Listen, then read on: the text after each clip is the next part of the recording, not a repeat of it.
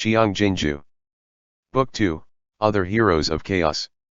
Chapter 122, The Emperor's Daughter. When Yu Xiaozhe reached this point of his recounting of the events, he bent over and choked with sobs, unable to continue. The scholars of their generation who went on to take up official posts either wanted to be the patriotic and loyal Qi Huilian who would lay down his life for his cause, or the Hai Lianji who was the stabilizing force that could hold them together in times of crisis. But then, this mansion that was teetering under the elements suddenly let loose a thunderous sound of collapse. In one night, it shattered the lofty aspirations of several tens of thousands of people, turning Great Zhou into a land where the crying abounded everywhere. Shen Zequan turned his head aside silently and listened to the sound of the night watchman on his rounds beyond the courtyard wall. A while later, Yu Xiaozhe stopped sobbing. He covered his face with a warm handkerchief for a moment before he said, "The Grand Secretary's use of his death to remonstrate forced Han Cheng into a dead end, but he refused to give up." The crowd from Imperial Academy was so worked up that they blocked Han Cheng's sedan on Jinwu Street after the dismissal of the court session and smashed it to pieces. The 8 Great Training Division sealed off the Imperial Academy and captured a few students who had been taking the lead and hauled them over to the Imperial prison. They even cut off the students' supply of food, and so the students went on a hunger strike. Yu Xiaozhe could not help but shed tears again. "I initially thought all the scholars in the world would die out at this point. But that night, I saw the flickers of flames among Mount Jingyi of which the Imperial Academy was built, and that was when I knew of the far-reaching significance of the Grand Secretary. The blaze that spread far and wide had already become a force to behold. To quell the fury of all the scholars in the world, the Empress Dowager once again demanded Han Cheng to hand over the private letter entrusting the child to him. She also drove the child from the Han clan who was feigning to be the imperial heir out of the palace. Han Cheng had no choice but to make a concession. He promised to have the private letter officially verified 3 days later. The forged private letter did not have Emperor Guangqing's private seal. So, the Grand Secretariat rejected Han Cheng's crown prince proposal. Upon seeing this, the Empress Dowager consented to meet with the descendant of Prince Yan from Huai province to establish the candidate for the crown prince. However, Huai province is far away from Chu capital. Just as Han Cheng had said earlier, that second son of Prince Yan's grandson of indirect descent was already advanced in age. He was fatigued from the long journey, and coupled with the fact that he had been through a myriad of emotions, he gave up even before arriving at Chu capital. The issue of selecting and designating a crown prince completely came to an impasse. Han Cheng, who have ulterior motives in mind, used the 8 Great Training Divisions to coerce the Grand Secretariat. He submitted another memorial to make a request for the 8 cities to assist in governmental affairs. He wanted the Empress Dowager to establish a chamber for the deliberation of state affairs, and the candidates listed were all officials from the noble clans. The Empress Dowager shelved the memorial without giving him an answer. Carrying on with the legacy of the Grand Secretary, His Excellency Baran submitted a memorial to consent to the original plan for the chamber, but he asked for the removal of Han Cheng's military power on the grounds that civil officials do not get involved with the military. He wanted to use this opportunity to take down Han Cheng's 8 Great Training Divisions. But Han Cheng refused, so the Grand Secretariat did not give their approval, and both parties' negotiation fell through once again. The lack of an heir was the breaking point of the stalled situation in Chu capital.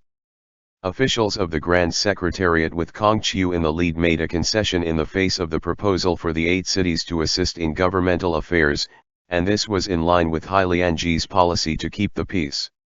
They had no troops. Qidong was under the control of the Empress Dowager, and Libei no longer obeyed Chu capital's orders after what happened with Xiao Qi yet. Kong Qiu could only choose the lesser of 2 evils and give way. The bottom line was to strip Han Cheng of his military power. Even if they could not get their own hands on military power themselves, they could not hand over all the patrols in Chu capital to the noble clans to take charge of just like before. It was at precisely this moment that Shui Xiaozhuo submitted his memorials. Yu Xiaozhe let out a vague, bitter smile under the dimness. With one stone, he stirred up 1,000 ripples. This move of his was really too ingenious. Xiao Qiye heard Shui Xiaozhuo's name and shifted his gaze a little to look at Shen Zequin. After a moment of silence, Shen Zequin lifted his head slightly to look out of the window with furrowed brows. After a moment, he said, "You were right before. This talent is really something else." Rumors of the imperial heir made their way so easily to where we are, stirring us into action. I originally suspected that Han Cheng was the one who killed all those boys after I arrived in Zongbo. But it now seems that Han Cheng was merely the same as Shi Hongxian. They were all sacrificial wiki pieces manipulated by Shui Xiaozhuo. A wrong move of a wiki piece and the whole game is lost. It was careless of me to underestimate the enemy. The impasse in the imperial court continued for less than half a month when the upsurge of verbal assaults of the Imperial Academy on Han Cheng shifted to the 8 cities' assistants of governmental affairs. Countless students with emotions running high became more and more dissatisfied with Kong Qiu's conservative strategy. At the same time, they wrote articles and elegies to mourn Hai Lianji. They were also mourning Qi Huilian. The way Kong Qiu was at present was not the grand secretary of their expectations. The Empress Dowager made a concession when it came to the child from the Han clan, and this allowed all the students under the world to see the might of gathering various powers into one faction. They were like water droplets from all over who converged together to form the boundless sea. They believed that their combined forces could push over that high wall. The opportunity to get rid of the malady that was the noble clans was right before their eyes. Because Kong Qiu affirmed Han Cheng's proposal for the 8 cities to assist with governmental affairs, the direction of the Imperial Academy suddenly changed course like the weather in the 4th month. First, an article with impassioned words was stuck to the door of the Kong's residence. Then all the criticisms that had been used to verbally assault Han Cheng were used on Kong Qiu. The students became more and more certain that the scholar officials of humble origins led by Kong Qiu were too weak, and that was why Hai Lianji was left high and dry by himself in the Grand Secretariat, which led to his eventual decision to choose such a resolute method to remonstrate. They openly listed out all the court officials during the reign of Emperor Yanji and checked, one at a time, whether these officials used to have any relations with officials from the noble clans. News that Sen Yu had invited Han Cheng to a private feast spread like wildfire and worked the students up into an emotional frenzy. They labeled Sen Yu, Kong Qiu, and even the Minister of War, Chen Zhen, as hypocrites. The sedan Sen Yu used to attend court sessions was smashed. He stood at the entrance of the palace gate with his head all covered in blood and pointed to the sky to proclaim that he had no inappropriate relations with the noble clans. Consequently, he got splashed with filthy dung all over. Sen Yu could not believe that these were the students of before. He had been with the Chief Surveillance Bureau for 20 years, and he had impeached countless major and minor officials of the imperial court. He even dared to impeach Emperor Guangcheng. But he never thought that he would, one day, be cursed as a scum who sought personal gain without shame. The Yao clan had always been an exemplar of scholars who were concerned with politics but remained political outsiders who kept their distance from those in power. It was an honorable glory for a clan to produce 3 preceptors. Even though they had no one in the imperial court after the reign of Emperor Xiand, their influence far surpassed those from the other clans. They were widely respected among the noble clans and those of humble origins. Hai Lianji, Qi Huilian, Kong Qiu, and other old and new officials of the imperial court were all once recipients of the Yao clan's advice and guidance. The thriving of the imperial college during the period of resurgence in the reign of Yanji had everything to do with old Master Yao's extensive recruitment of talents. But now, the doors and windows of the Yao clan's ancestral hall they had set up at the eastern end of Chu capital had been smashed broken. If Kong Qiu had not sent someone to guard it, it would have been set aflame that night. This fire even blazed its way to Yao Wenyu. He was Hai Lianji's student, yet he refused to join the imperial court as an official. He did not appear either the last time when the Imperial Academy went up in arms to curse Pan Rugui. And now, New grievances piled up upon old scores. They tore up the essays they had once sung praises of, and likened Yao Wenyu to a thief of the noble clan who stole Lianji's government administration knowledge. Chu capital was plunged into complete chaos. The moment the Eight Great Training tried to dispatch troops to suppress them, the students would go on a hunger strike in protest. Already, 4 or 5 people had starved to death, and Han Chen no longer dared to act rashly. At this time, even Qi Zuyan, who was busy with Bianjun commandery affairs far away in Qidong, was not spared either. The marriage alliance of Hua clan and Qi clan that was to take place next month, and those impassioned articles stating their opinions spread like snowflakes to Qidong. The commander-in-chief initially had insomnia, and now, whenever she wanted to sprawl out on her desk to rest, she would get Qi Wei to read out those articles to her. The more unpleasant the scoldings, the more soundly she slept. The fire in Great Zhou did indeed start to burn, but not in the way Lianji anticipated. The night was whizzing with flaming stray arrows all over. They drew a clear boundary between them and the enemies. The demands made were exacting, with black and white clearly distinguished. There was no middle ground for anyone to stand on, only a bitter fight to the end when one side was left standing. Kong Qiu insisted on not taking sick leave, but attending court gradually became a dangerous affair. One day, he went out all exhausted, but he was still in the compound when he saw a stranger walking out from the courtyard. The stranger held up his sword and hollered all around, wanting Kong Qiu to atone for his crimes with his death. He was a bona fide official of the Grand Secretariat, and he often used to receive some students from the other lands, so he had never set up defenses at home. But who knew someone would hold a sword against him now? It was simply the greatest joke in the world. How ludicrous! It was at this time that 3 of Xue Xiaozuo's memorials were presented. The content of his memorials was like a monstrous wave that instantly extinguished the crackling fire. Following right after, it turned into raging billows that won over the scholars in the world in one fell swoop. In his memorial, he spoke of the innumerable hardships he underwent before he finally found Emperor Guangjing's daughter, who had been leading a wandering life in poverty outside the palace. He not only had Prince Jin's personal seal as evidence but also relevant witnesses' testimonies that could prove the parentage of this girl beyond doubt. What's more, he asked for an official verification right there on the court. Having a woman as a master could be compared to a disruption in the balance of yin and yang, and a reversal of the sun and the moon. This was something that had never happened before in hundreds of years. Xue Xiaozuo's memorial sent the entire imperial court into an uproar. Even Kong Qiu refuted it vehemently and refused to accept it. Following right after, Xue Xiaozuo presented a second memorial. He revealed in his memorial that this girl had ended up in a peasant household in Chu capital. Because she was an exceptionally bright child, she was very well loved by the family. Although the family was poor, they were willing to let her older brother teach her to read and write. As a descendant of Emperor Guangcheng, she was naturally different from the common person.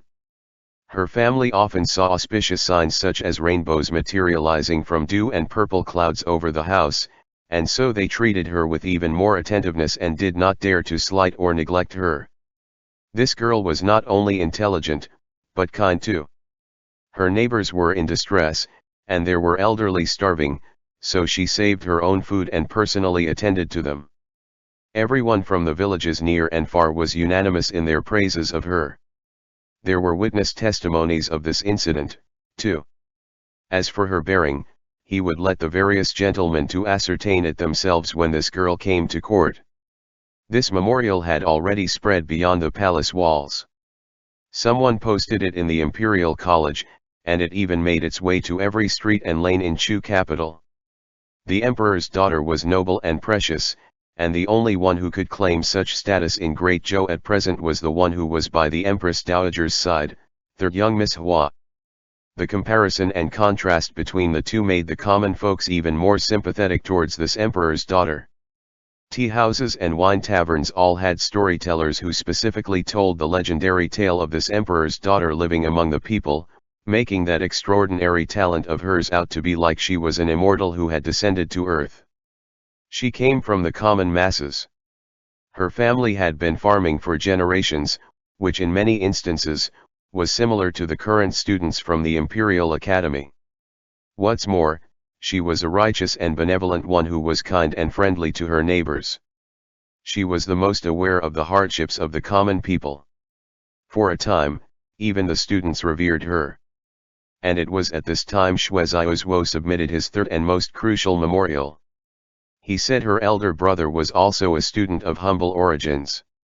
He had previously entered Chu capital during the reign of Emperor Xian, but because of prejudices over his family status, he had never made it to the list of those who passed. After returning home, he died due to depression. The affection between the emperor's daughter and her elder brother was so deep that this became a source of pain and distress in her heart. On the way to Chu capital, she had asked him many times about the condition of Secretariat Elder Hai's illness. When he mentioned how hard it had been for Secretariat Elder Hai to take care of state affairs, the emperor's daughter actually shed tears on hearing that and said, "If I were a man, there would be no way I could have let the Secretariat Elder suffer such hardships." Being an illegitimate son born from a concubine of a noble clan, he had been subjected to harsh treatment on both ends owing to the difference in status between those born of the direct line of descent and those who weren't. Yet, he did not have the same magnanimity as the emperor's daughter, and for this, he felt very ashamed. At last, Xue Xiaozuo stated, since there was no law in the world that decreed that priority should be accorded to those of direct descent and those from distinguished clans during the selection of court officials, then there were also no forefathers in the world who said that priority should be accorded to males when it came to the selection for the crown prince, all the more so in view of the fact that Great Zhou already had no other choice left at this stage. The students were roused. They had finally found a suitable candidate. The prejudices between parentage and family status made it difficult for them to fulfill their ambitions.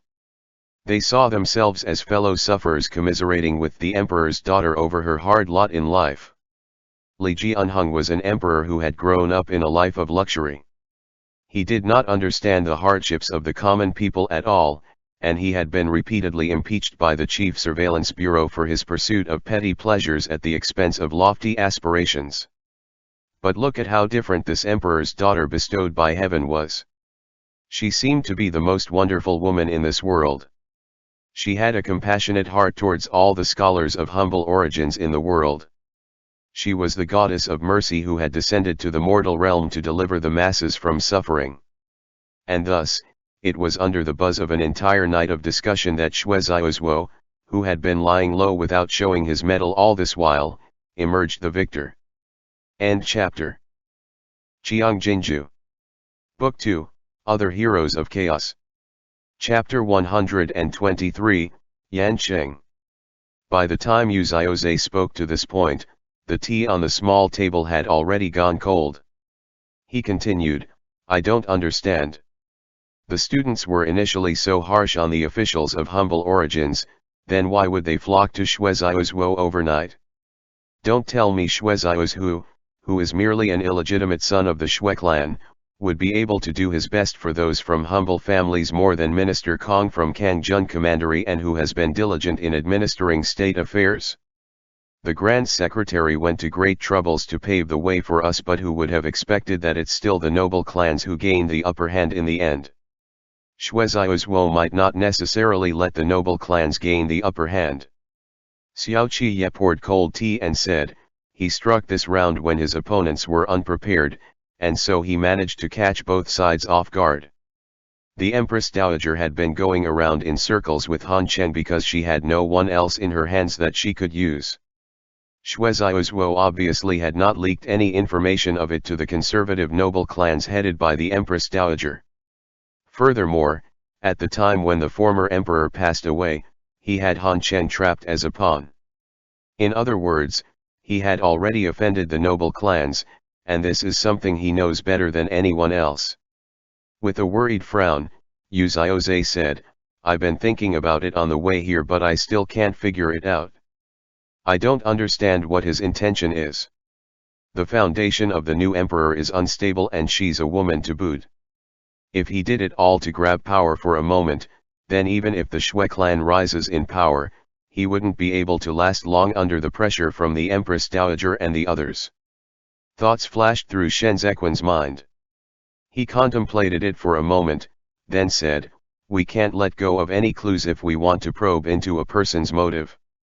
During the reign of Emperor Xian at the Nanlin hunting grounds, Hua Saiqian was forced into rebelling, and it was Secretariat Elder Hai and Xue Xiaozuo who masterminded it. At that time, Xue Xiaozuo held office as the chief supervising secretary in the Office of Scrutiny for Revenue and audited their accounts. You said that Secretariat Elder Hai mentioned this matter before he died in remonstration. Then my guess is that Xue Xiaozuo was aware of the inside story of the Zongbo troops' defeat. This was probably the reason he could later go on to join forces and work as one with the Juexi's Provincial Administration Commissioner Zhang Qingshan, to investigate and take out Hua Saiqian. Looking at it this way, this person is not of the same kind as Wei Huigu, because he has been striking out at the noble clans right from the start. I once heard Shi Hongxian talking about him. He said Xue Xiaozuo was busy all day with governmental affairs. After I took office as the northern judge of the Jinyue, I sorted out the case records that the Jinyue and the Court of Judicial Review investigated together. I discovered that he did indeed handled many cases after he was transferred away from the Office of Justice Scrutiny for Revenue to the Court of Judicial Review.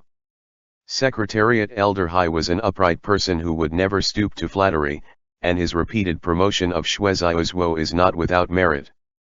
Even His Excellency Sen has spoken to me many times about Xue Xiaozuo.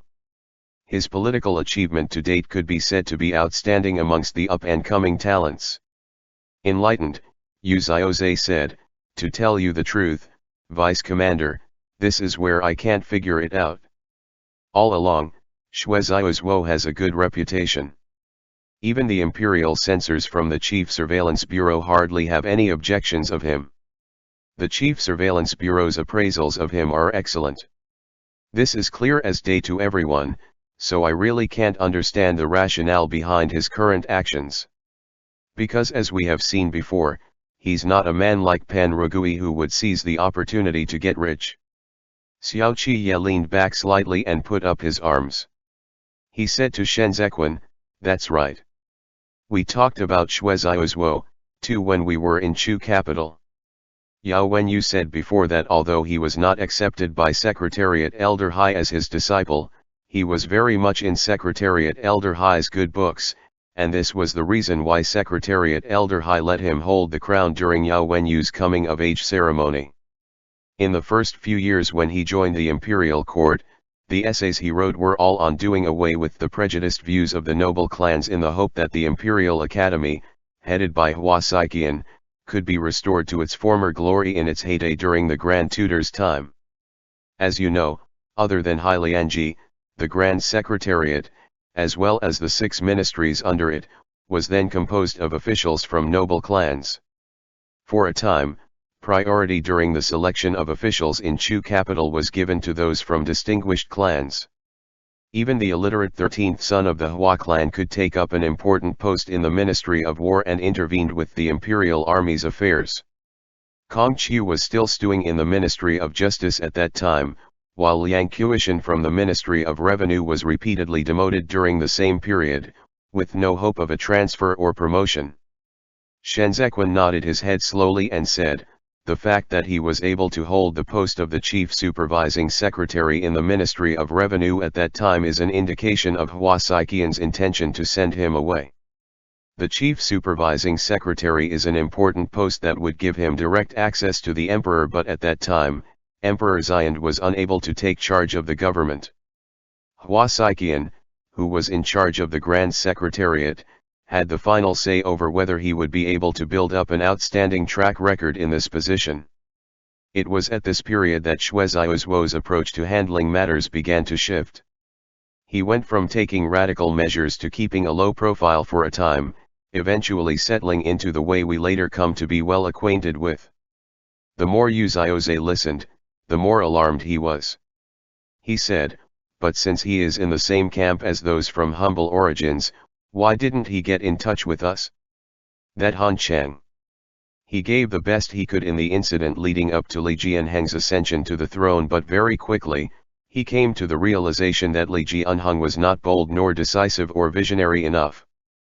Back then, Li Jianheng was constantly wavering in the tug-of-war between several parties, and the officials of humble origins led by Secretariat Elder Hai failed to get rid of the Empress Dowager. Shenzequan turned his head aside, causing the little jade on his right ear to be obscured by shadows. He continued, the Imperial Academy students repeatedly mentioned weakness in their attacks of the officials from humble origins. This is probably the reason Xue Xiaozhuo no longer trusts scholars of humble births. Secretariat Elder Hai's conservative policy allowed Great Zhou to survive, but he also gave the noble clans a chance to catch their breath. The noble clans give way to one another, like how Wei Huigo fell this time only for Han Cheng to rise. This is not the result that Xue Xiaozhuo wanted. Shenzequan suddenly stopped and narrowed his eyes. No wonder he took teacher away. Qi Huilian was the most important figure of the radicals, those who were in favor of thorough and complete political change. He had been actually working hands-on in the Eastern Palace. The Crown Prince did not live for long, yet he could still accomplish feats such as the registration of the common folks into the census register, tapping on the Eastern Palace's subordinates' diligence in discharging their official duties and tenacity to forge ahead regardless of public opinions. If Xue Xiaozhuo wanted to change the conciliatory approach during the time Hai Lianji headed the administration, then he was bound to seek Qi Huilian's help. However, Qi Huilian declined. So, Xue Xiaozhuo handed Qi Huilian over to Han Cheng. Shenzequan pursed his lips tightly. His side profile was cold and detached under the candlelight. He said, he'd stop at nothing to achieve his aims. This person doesn't believe on anyone else. He still wants to rely on the new emperor to sustain Great Zhou, and for this, he does not hesitate to offend the veterans of the noble clans. He wants to bring in new blood to Chu capital and overhaul the system. We defeated Wei Huigo and the others in Chu capital, and their defeat have now turned into vacancies in which he can install these new blood. Your Excellency, you're wrong. It was not how wonderful the emperor's daughter was that the memorial he presented could move the hearts of all the scholars in the world, but his last sentence. There is no law in the world that decreed that priority should be accorded to those of lawful birth and those from distinguished clans during the selection of court officials. The noble clan's domination of the upper echelons of the government once again turned Great Zhou into an imperial court dominated by the 8 clans. The Li clan emperor's assertiveness, or the lack of it, dictated whether those from humble backgrounds would be able to kill their way out of the heavy siege laid by the 8 clans. They underwent a low period during the later years of the reign of Emperor Yanji, and this period went on for too long. What they desperately needed was a sovereign who was well disposed towards the scholars of humble origins. Gender did not matter. As long as this person was able to rouse the hearts of the humble scholars, and shoulder the weight of the humble family's expectations after the successive passing of Qi Huilian and Hai Lianji, then this person would be embraced. After the Empress Dowager took charge of the government, those of humble origins not only had to put up with the intensified ostracism but also the weakness and incompetence of the Li clan's emperors that had taken firm roots in the minds of the common people. The reason why the students were so harsh on Kongqiu and Senyu was that they could no longer endure the repeated concessions made by the present imperial court. Hai Lianji, who had endured it for a lifetime, had already died in remonstration, so why must Kongqiu still keep on enduring? The reform of the world was at hand, right now. Doing nothing was tantamount to neglect of duty. But was it really a good time now? Shenzequan thought otherwise. Why did Hai Lianji endure it? Because the noble clans had already become a chronic disease of Great Zhou. They ought to have scraped the bones and healed the wounds long during the reign of Emperor Yanji. But as it turned out, the troops of Zongbo suffered a defeat before Hai Lianji could make his move. Great Zhou was just like an old man in his twilight years who was kicked in the waist by another until he coughed out blood. It was hard for the external wounds to recover, and even harder for the internal wounds to heal. Right before his death, he questioned the imperial court, asking if this was everyone's fault for exacerbating the issue. But did this everyone included himself, too? If he had not pushed Huasaiqian every step of the way. If he had been able to deal with it with a more conciliatory attitude back then. Would Zongbo be able to avoid the subsequent tragedy of having its cities massacred? Hai Lianji did not know, but this incident directly affected the way he headed the administration in the later period of Emperor Xian's reign. He partook in the imperial court with an even more placatory attitude. He did not dare to act rashly again. He had the reckoning and awareness of one mired in the current political situation, but these were things that the fledgling students did not understand. Perhaps Xue Xiaozuo did not have the power to guide the direction in which the students of the world moved, but he was no doubt a fisherman standing among the stormy waves trying to figure out the most optimal time to cast his net. This person did not return empty-handed after rolling and crawling in the official circles for many years. He even understood the dispute between the humble scholars and the court officials more than Shen Zequin did. Since the flames of war of the old clique had already been ignited, then the sparks erupting at present had similarly kindled a fire in those of them who upheld the same ideals. Xue Xiaozuo had repeatedly asked to be under Hai Lianji tutelage in a formal mentor-disciple relationship, but he did not get his wish. He eventually turned to Qi Huilian to ask for help, and still, he failed to get his wish. He seemed to be a rock in the tussle between both parties, destined to use his own method to charge his way out amidst the bloodshed. This was a merciless character who would spare anyone, even himself. Ruthlessness brimmed in Shen Zequin's eyes. He felt as if he had been thwarted. He was driven out of Chu capital, like a stray dog with its tail between its legs, beaten to the point that he was almost defenseless. Xue Xiaozuo was able to forsake Shi Hongxian instantly at the right time, and he emptied the Shi clan's silver warehouses before Shen Zequin made his move. This showed that he had long been preparing for this day. And what had Shen Zequin been doing at that time? He was still naively thinking that he could rely on his eloquence to drive a wedge between the noble clans, even though it was clear that Xue Xiaozuo had long revealed his mettle with that issue involving the silk given to the imperial army. Shen Zequin had already been defeated once. Since he was still alive, then he had to fight this battle to the end. As someone who had inherited Qi Huilian's life work, he could not accept himself being dogged by defeat again and again. They had already gone from a battle-free Chu capital to the crumbling land of the frontier that was torn apart by disunity. He had to stand up again immediately. Otherwise, there would be no place for him in these turbulent times. There were no weaklings among the up-and-coming talents who were looking on covetously like a tiger eyeing its prey. He had to acquire the rights to challenge the other party before he could sit down and delve further into the topic of beliefs in a calm manner. Xiao Qiye looked at Shen Zequin's silent side profile and suddenly asked Yu Xiaoze, "Have you seen this empress?" Yu Xiaoze happened to be fishing out the letter Sen Yu wrote to Shen Zequin from his robe. Upon hearing this, he gave a start and said, "Not yet. Before I left Chu capital, the Ministry of Rites was already starting to prepare for the enthronement ceremony. The Empress Dowager wanted to summon the Emperor's daughter for a meeting, but Xue Xiaozuo declined." Xiao Qiye's hanging fingers swayed gently. He said, "Looks like he isn't that confident of success either.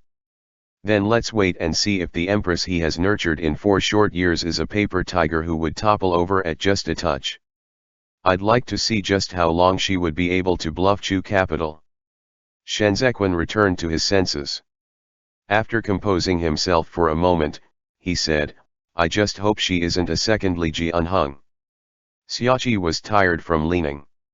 He straightened up his upper body and asked Yu Xiaoze, "We still don't know what her name is.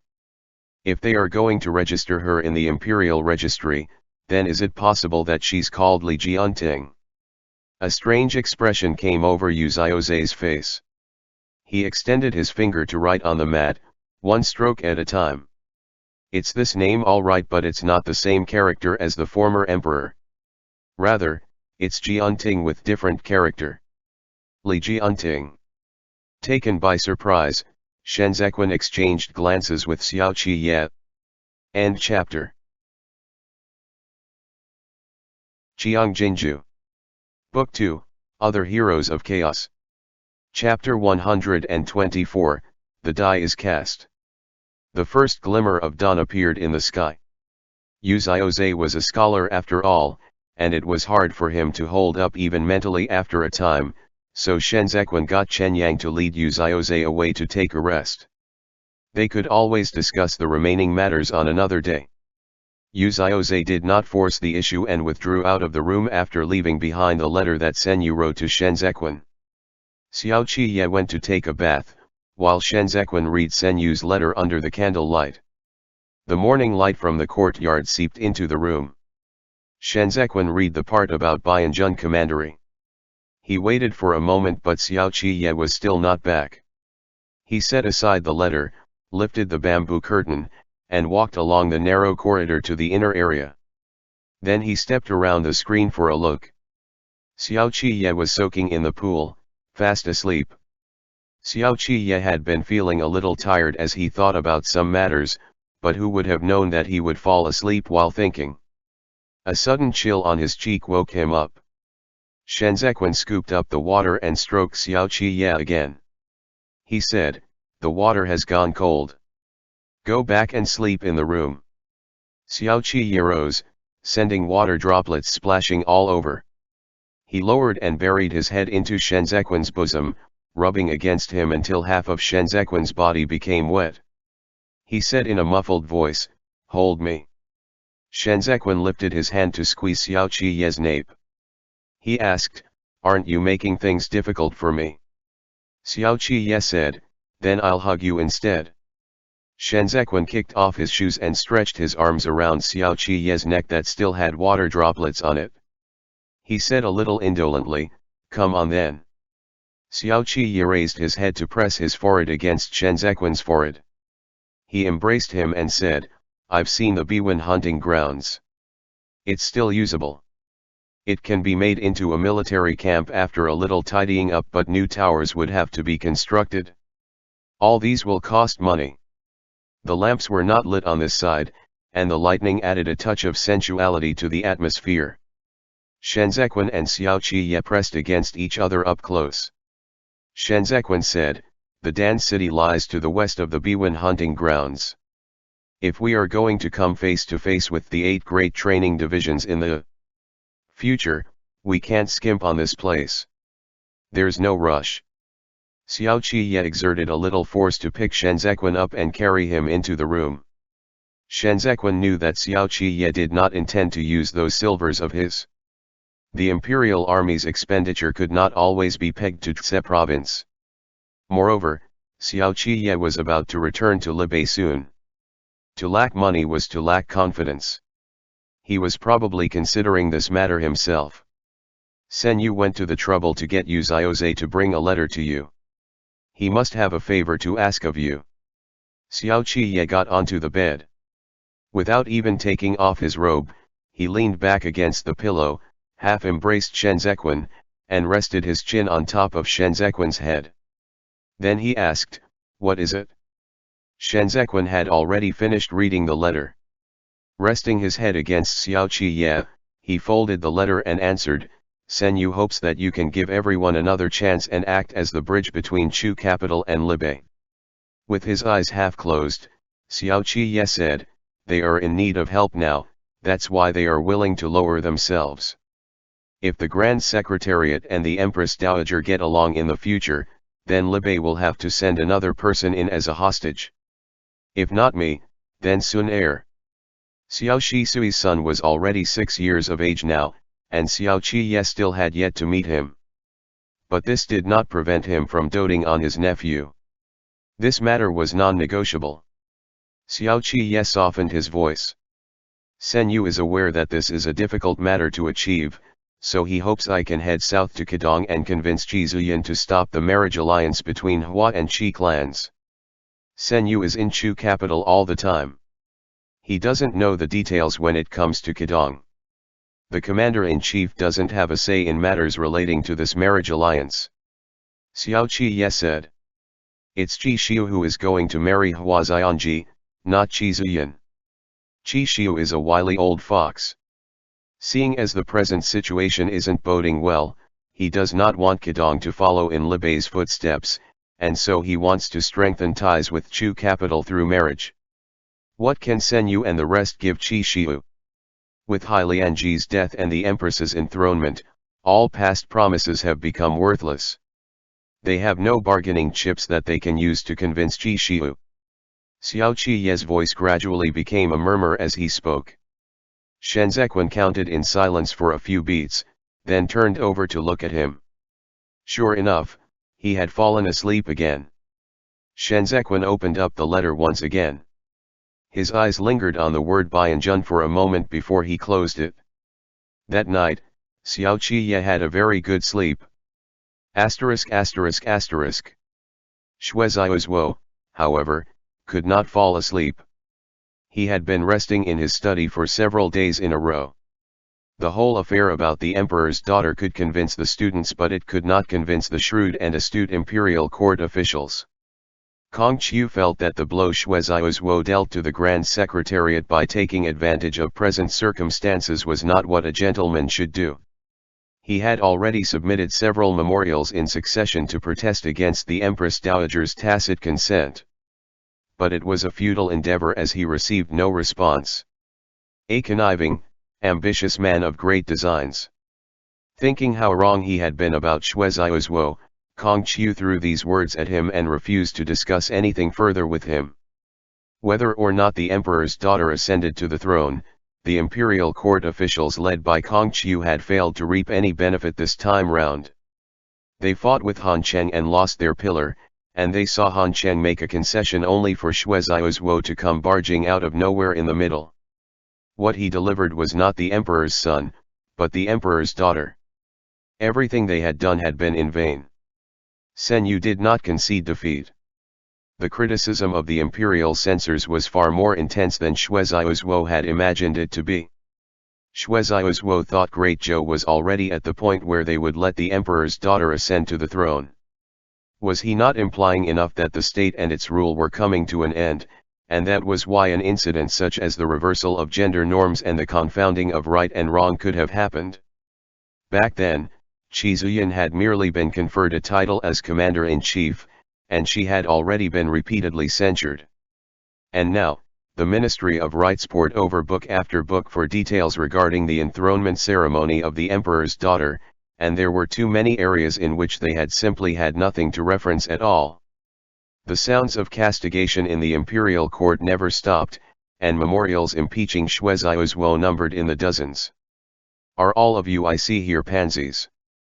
Pan Lin had now made a name for himself in the Ministry of Revenue after all the ordeals he had been through. As a descendant of Pan Xiangji from the conservative noble clan, his reaction on the imperial court was the most intense. Great Zhou never had a female crown prince in all its 100 years. Proper ethics is the mandate of heaven. Although the common descendant of Prince Yan has passed, he still has descendants. Even if the royal bloodline is hard to find, Her Majesty can temporarily act on behalf of the Son of Heaven. We will search again. Shue Zaiozhuo stood alone in the middle of these two groups of officials who were polar opposites and said in a steady voice, all the later descendants of Prince Yan take his surname. Do you mean to tell me that the Li clan's empire should also change its surname to his? It's indeed entirely justified for the Empress Dowager to act on behalf of the Son of Heaven. Since the harem can lead the administration, then why can't we have a female crown prince? You're distorting the facts. Sen Yu turned aside to look at Shue Zaiozhuo. The Empress Dowager acts on behalf of the Son of Heaven, she does not take his place. As long as the crown prince ascends to the throne, the harem will naturally have the authority returned to its rightful master. But if the emperor's daughter has an imperial heir in the future after ascending to the throne, will she be able to return the power? Han Cheng's expression was livid. He understood deep down that he had been duped by Shue Zaiozhuo, too. The Empress Dowager and all these conservative noble clans were dissatisfied because the attitude Xue Xiaozuo was manifesting was not that of compliant submission. He held the emperor's daughter firmly in his hand, which meant that after the emperor's daughter ascended to the throne, he would have the influence to control court administration and state affairs. To those traditionalists, this was a kind of betrayal. Seeing as the Empress Dowager, who was sitting behind the beaded curtain, had still yet to speak up, Han Cheng spoke. Moreover, the emperor's daughter has never been out there in the world, limited as she is to her chamber. How can she assume the responsibility of managing state affairs? In my opinion, Her Highness the Empress Dowager should still lead the administration after the enthronement ceremony. Upon hearing this, Kong Qiu wanted to throw up his hands and quit. This situation was like one big sticky mess. At present, none of the parties were satisfied. They were displeased if the emperor's daughter were to ascend the throne, and they were unhappy if the Empress Dowager were to head the administration, but what else could they do? Let the 8 cities deliberate state affairs, and that would upset the students. Kong Qiu wanted so much to beg heavens to hurry and drop a prince from the sky. They were blinded and muddle-headed over 10 years ago not to let Emperor Guangchen beget more sons. If there was still an imperial heir around, would they be in such a predicament? Xue Xiaozuo lifted his arm to point at the old stone inscription outside the hall. He said, the forefathers had explicitly said that the harem shall not interfere with politics, not the emperor's daughter shall not lead the administration. Since the various gentlemen here are so critical of me today, then may I be so bold as to ask what, in the various gentlemen's opinions, should be done? Do we oust the emperor's daughter and install an emperor of another surname, or do we leave the throne empty and have the Empress Dowager lead the court? A loud buzz rose in the imperial court, but no one stepped forth to give a definitive statement. It was like this too when they appointed Li Jianheng as the crown prince back then. It was as if they were being pushed to the precipice of the cliff with each step they took with no other choice open to them. If Xue Xiaozuo had come forward a few days earlier to say that he still had the emperor's daughter in his hand, the Empress Dowager and the Grand Secretariat would all have a strategy to deal with it, and they would also have been willing to treat him cordially. But he just had to pin everyone down by their vulnerable point in an attempt to hold the upper hand above everybody else. He now had the emperor's daughter in his hand, and public opinion to back him up. Who would dare to lay a hand on him at this juncture? Kong Qiu took a step back and gave in. He knew such a stalemate was not beneficial to Great Zhou and to them. He said, there is something the commander said which I find true. The emperor's daughter has been limited to her living quarters for long.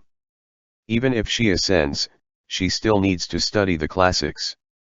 In the interim, the Empress Dowager will be in charge of the administration with the assistance of the Grand Secretariat. They had to stand firm in this last stand that they were taking. They had to turn themselves into the threshold that determined if the emperor's daughter had the capability to participate in government independently. Kong Qiu's intent was clear. It was only when the Grand Secretariat found the emperor's daughter to be capable would she be considered. Otherwise, she would always remain a student sitting on the throne. To the Empress Dowager, this was also a kind of threat. If the Empress Dowager dared to support the Han clan as she did for the Hua clan and the Pan factions during the reign of Emperor Yanji, then they would immediately put the emperor's daughter in charge of the administration and force the Empress Dowager back into the rear palace. The Empress Dowager sat in silence behind the beaded curtain for a long time before she said, I feel uneasy all day to act on behalf of the emperor. Since there is now a crown prince candidate, it is indeed inappropriate for me to continue doing so. After the enthronement ceremony, I shall retreat to the Buddha Hall and will no longer show myself in public. Since she was going to beat a retreat for the sake of moving the situation along, all those present could only kneel in unison and shout, Your Majesty is the mother of the world. Your Majesty mustn't put her honored self down. Xue Xiaozuo kneeled among them with his back drenched in sweat as he bowed in a kowtow. Surprisingly enough, he did not refute Kong Qiu. ******. Xiao Qiye was brimming with energy after a good sleep. He had just finished his breakfast and was sitting cross-legged under the eaves feeding Meng. When he heard the news that Bianjun had revolted, he and Meng turned their gaze back at Shenzhequan together. Yu Xiaozhe sat on his heels at the side. On seeing this, he hurriedly said, "I was shocked when I heard it, too. General Lu comes from a clan of military talents, how could he have revolted?" Minister Kong requested right away for the Ministry of War to check the state of military affairs in Bianjun. The Jin Yue put the supervising eunuch on trial, and it took nearly a month for them to find out that the initial military provisions allocated to Bianjun were moldy. Xiao Qiye was still stunned. He rose swiftly to his feet, blocking off the light inside the room, and asked, "Moldy? We agreed back then to reduce Kedong's military provisions by half, but no one ever said anything about sending them inferior grains instead of quality grains." The warring situation in Libei was critical at that time, but Bianjun also had to fight battles with Bianxia. No matter how anxious Xiao Qiye had been, he would never let anyone give Lu Guangbai those moldy grains. He dispatched Chen Yang and Gu Jin to supervise the process precisely because he was worried someone would tamper with the military grains, but he had never expected someone to make a move on Bianjun. "No wonder the commander-in-chief has yet to come and fight me." Xiao Qiye raised his arm to let Meng perch. His expression was grave. "She lost Lu Guangbai. Chu capital would not dare to be hasty and let her head up north to confront us. They have to let her close up the gap in Bianjun."